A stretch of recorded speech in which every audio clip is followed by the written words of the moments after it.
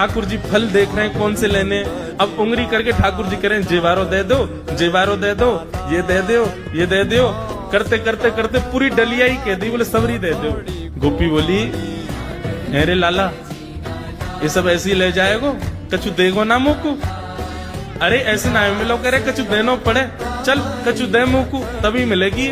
ठाकुर जी बोले तो फिर रोकाई क्यों रही है, मैं ऐसे थोड़ी लेके जाऊंगा, नंद बाबा को ला लाऊं, मेरी सभी संपत्ति है, मैं अपनी संपत्ति में से कछु हिस्सा तो को दूंगा तब पल लेके जाऊंगा। अच्छा दियो कहा देगो संपत्ति में। तो जितने गेहूं ठाकुर जी भर के लाए वहां में से केवल एक बचो ठाकुर जी के हाथ में। और ठाकुर जी मुट्ठी खोल के वो एक गेहूं ले में, और बड़े संकोच बस कि अब एक ही बचो कहा करूं, ले जी है।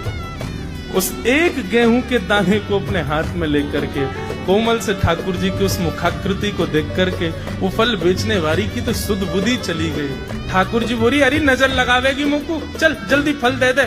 बोले फल दे तो तुम लेके कैसे जाओगे, 4 आम के बराबर के तो तुम स्वयं हो, एक आम के ऊपर एक ऐसे 4 खड़े कर दूं तो इतने बड़े तो तुम खुद ही हो, कैसे लेके जाओगे। ठाकुर जी बोले बड़ी चिंता। तभी गोपी ने की अच्छा आओ मैं दूं।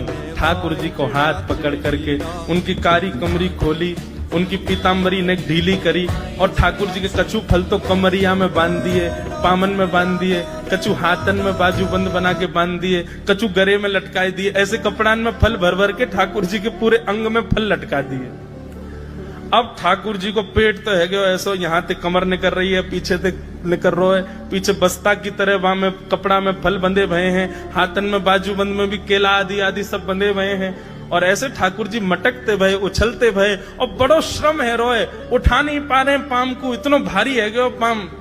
और जैसे तैसे खिसक खिसक करके नंद भवन की ओर जा रहे हैं। इस रूप को जब उस फल बेचने वाली ने देखा, उसने अपनी फल की डलिया उठाई, और फल की डलिया उठा करके जब सिर पर रखी तो आगे चलते हुए नेत्र बंद हो गए।